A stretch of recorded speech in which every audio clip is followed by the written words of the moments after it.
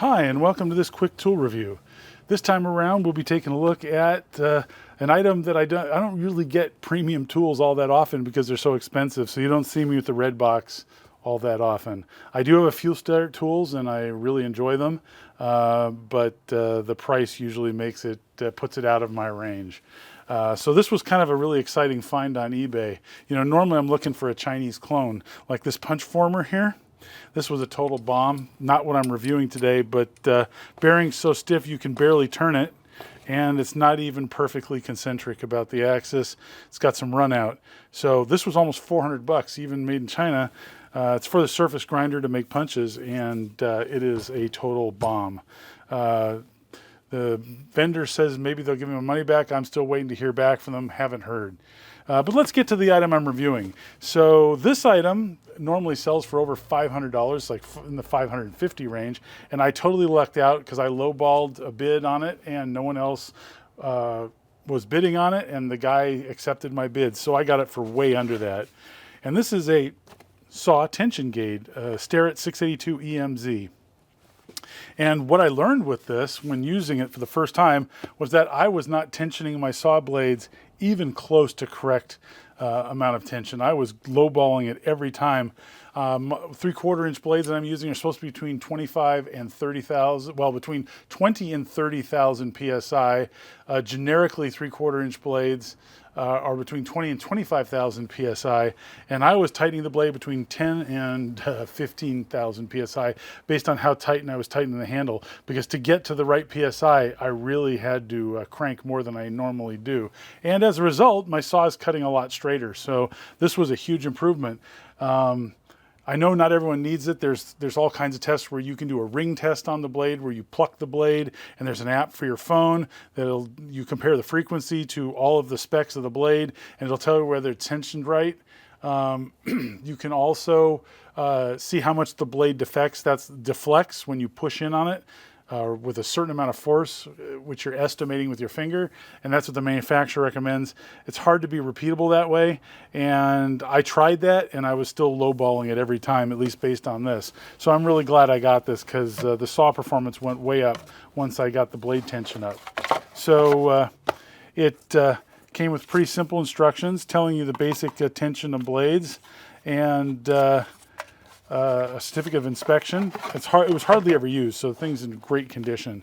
And here it is. So this guy, which I will take you over to the saw and demonstrate it for you, is a symmetrical measuring device. So you'll notice that, let me just flip this guy around for you here, that the scale on the outside here is in pounds per square inch. The red scale is kilograms per square centimeter times 100. And so whether you're metric or standard, you can use this guy.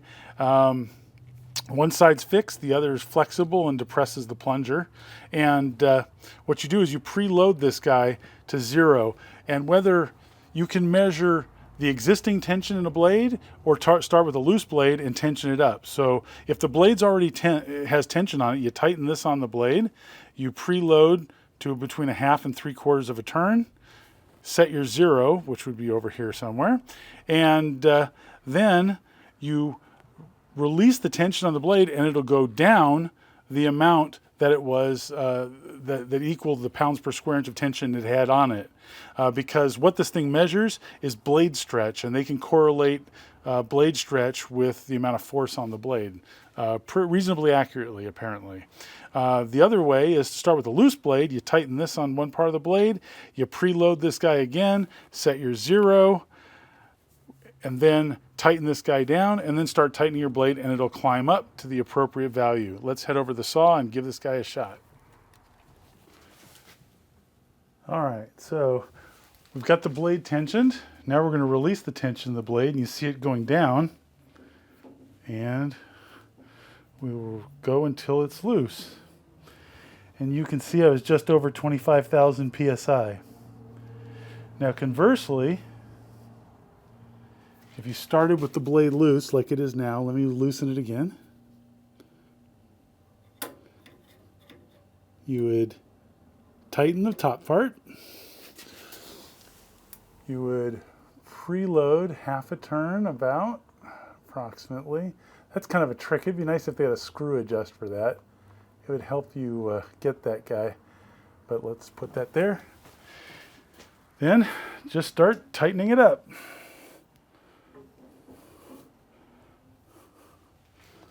So I'm shooting for around 25,000 PSI. And I got to tell you, the amount I'm tightening this is a foreign, foreign action. I normally would have tightened it to about here. And as you can see, that's around 15,000 PSI. This already feels like it's on the edge of too tight to my hand.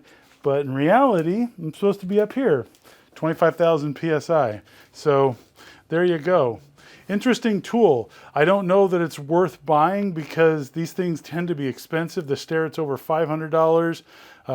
SPI and a couple other brands are also fairly expensive in the, I'm thinking the high 200s, that kind of thing when I looked. If you find a deal on eBay, snap one up, because it really will give you a good idea of where the blade tension's supposed to be. If not, use one of the other methods, either the plucking method, what frequency it's supposed to be, or the deflection method.